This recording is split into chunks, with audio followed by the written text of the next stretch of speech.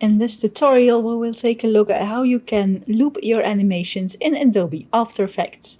So I have my blob here and I have keyframes on my blob, which if you select the layer and you don't see the keyframes, you can press U and then the keyframes become visible. As you can see, my blob just jumps around and it goes from left to right, but as you can see here, my keyframes stop and you don't see the blob anymore. Now what we can do is on the stopwatch, and in this case it's position, but it can be anything with you if you have another animation. You're going to Alter option click, and then you get the option to type in a command. So let's type loop out and be sure to have a capital O here, and then open parentheses, close parentheses.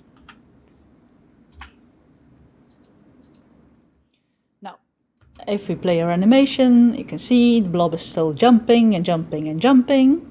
And then now it starts again. And this animation is also known as the loop out cycle.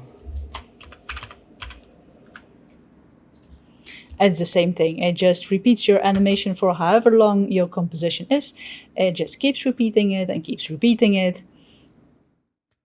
Like that. And that's how you can loop your animations in Adobe After Effects. Quite easy using your expressions.